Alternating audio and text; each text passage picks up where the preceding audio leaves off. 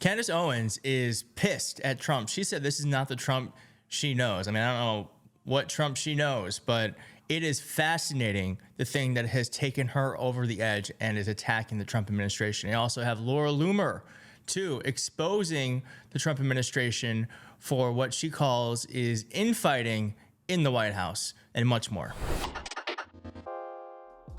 Laura Loomer and Candace Owens aren't the only people kind of made aware of how bad Trump is. Here, CNN is actually doing a really good series right now where they're talking to small business owners and asking them how the tariffs are affecting them. And this is one small business owner in Albany who runs some restaurants talking about how the tariffs have affected his business. We have definitely seen a pullback on foot traffic, people coming in, more or less since the April 7th, the Liberation Day. Our first quarters were soft for many restaurants around the country, us included, and we've seen some consumer confidence drop off in the last 3 weeks or so. Obviously, this creates a lot of uncertainty for you in an already volatile industry. Restaurants, as I don't need to tell you, are a risky venture. How are you managing? We're doing the best that we can with, trying to get ways to increase traffic and to come up with some other ideas. But it's, like I said, the squeeze has been on. Our costs are up 40%, cost of goods, 30% in labor since the pandemic. Menu prices have really only gone up about 20 to 25%. Restaurants across the country average 3 to 5% profit margins. So there's really no place to go. But yeah, so his restaurant maybe makes 5% of profit from the sales they do. So what he's saying here is that costs have gone up anywhere from 30 to 40%. He's only been able to raise his prices by 15 or 20% because that's what the market will allow, which means that he is losing 15 to 20% of his revenue because of Donald Trump. Most people in America are not benefiting from Trump's economy, but one person who is Donald Trump, who, when he launched a meme coin the weekend before his inauguration, he got billions and billions of dollars. Trump's market cap, that is Trump, the meme coin, is at $2.7 billion. Though the coin has lost 70% of its value since peaking in January, that does not matter, because what Trump is doing is he's now hawking it and saying that if people donate more, the 220 highest holders of his meme coin, this digital currency, are going to be invited to a dinner. So we have people who are small business owners who can't afford to own and run their business anymore, who are losing money every day because of Donald Trump's insane tariff policy. And then we have Donald Trump, who is fleecing the economy and fleecing the country and fleecing the world for everything it's worth, just so he can make some more money, so people can have access to him. It's absolutely despicable. Now, that's not why Candace Owens is mad at him. Candace Owens is mad at him for a different reason. And I actually thought this is quite shocking considering who Trump is going after and who Candace Owens is. But let's just watch. I never thought that I would see a day where I would be rooting for a university above Donald J. Trump and his administration. But I don't recognize his administration right now. I don't recognize what's happening. I have a theory. I do. We were kicking around some theories earlier, me and the team, and we were going, how could Trump be such a free speech enthusiast and allowing these things to happen?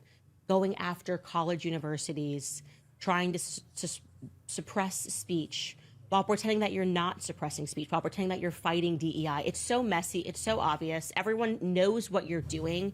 People who are still trying to grift, I suppose, are not willing to challenge you on this, which is ridiculous, because when you are out of office, we are going to have to live with these consequences. Our children are going to have to grow up in this America, okay? So when you threaten our speech, it's not worth it so that we can have pom-poms and go hurrah for a couple of years, then go, okay, well, yeah, now it kind of stinks because, we're getting arrested for wrongthink. We got David Friedman. Yeah, arrest him. Arrest Tucker Carlson and Candace Owens. Get them. I love it. And if you think it's going to stop with college campuses, you're out of your mind. So you better buck up and root for Harvard University. It's crazy she's saying that. I never thought. It's crazy she's saying that. She's rooting for Harvard University. The only reason why she cares is because someone else named her and said Candace Owens should be deported. That's the only reason why she personally cares. But she's so close to getting it. She's so close to getting it. She's like, we're throwing out theories around why Donald Trump would be such a free speech warrior, but then going after, he's never been a free speech warrior. He has, for his entire life, used lawsuits as a way to silence people. He's never thought that everyone should have the right to say whatever they want. It's everyone should have the right to say whatever they want as long as I agree with it and it makes me look good. That's how he thinks. I'm glad Candace Owens is slowly starting to wake up, but she's got a long way to go. Laura Loomer also, I'm going to get to that in a second, but Laura Loomer also said this on Tara Palmieri's YouTube channel. Oh, it's no big deal. We're all just one big happy family at the White House. Everybody gets along. It's just not true. They don't get along. The advisors don't get along with each other. The heads of agencies don't get along with each other. It's just basic things. Yeah, I've heard that too, and I know that's how Donald Trump operates. It's amazing to hear someone on the inside say it. And we're also, I mean, anyone paying attention would know that Donald Trump and his administration are not running a well-oiled machine. It is leaking like crazy. We have Pete Hegseth, Tulsi Gabbard, Kash Patel, these incompetent imbeciles running departments. And we also have Donald Trump, who is not doing anything at all. He tweeted at Vladimir Putin today. This is his way he's going to stop the war. He just said, Vladimir, please stop. Please stop. So is it a surprise to anyone that there's infighting and the White House is in chaos? Of course not. Laura Loomer also went after Trump for this. Oh, this is really funny. Someone said, hey, do you want a brain? No, thanks, buddy. I'm MAGA. Laura Loomer also came after the Trump administration officials because the person who wrote the Signal Gate, the journalist who was put accidentally in that Signal chat that lit up the world, Donald Trump attacked him. They made a huge stink about it, that he's a terrible journalist. And guess who Donald Trump is meeting with? Donald Trump is meeting with that journalist. They're going to do a sit-down interview. The way that Trump says this is the way I look at it. What can be so bad? The president said at the interview. This guy is. So Laura Loomer had this to say. I guess Signalgate didn't bother the Trump administration at all. We were subjected to so much theatrics from Trump administration officials over Signalgate. Was it for ratings? What was all the fuss about?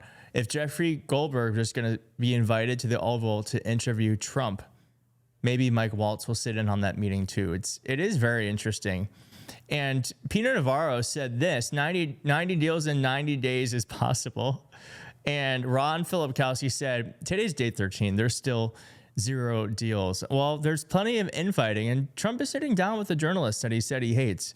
Hillary Rodham Clinton also said that, and I love this, this is your regular reminder that executive orders are not royal decrees because America has no king. Amen. Can we get an amen in the comments? Because we need more of that attitude. And I want to end with this.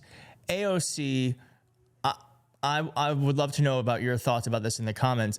Someone is saying that AOC is almost definitely running for president in 2028. I wonder what you think about that. She released this video and it feels very presidential campaign-esque. Check it out. Let me know what you think. If you like this video, please hit like in the video. If you're not subscribed, consider subscribing, and I will see you next time. Thanks so much. You know, Idaho, I am so touched being here. I'm a girl from the Bronx. To be welcomed here in this state, all of us together, seeing our common cause, this is what this country is all about. Don't let them trick us into thinking we are enemies. Don't let them trick us into thinking we can be separated into rural and urban, black and white and Latino. We are one. Alexandria, they told us this was a conservative state. They got it wrong. And Idaho, I know that looking around here, it can feel impossible for Republicans out here to be defeated. That's not true. It's simply not true. And from the waitress who is now speaking to you today from this podium, I can tell you, impossible is nothing. And as Alexandria just said, when we stand together, when we do not allow them to divide us up, there is no stopping us. Miracles start with mustard seeds. And that is what each and every one of you represent today. Small miracles of faith in ourselves, in each other, and in the refusal to give up.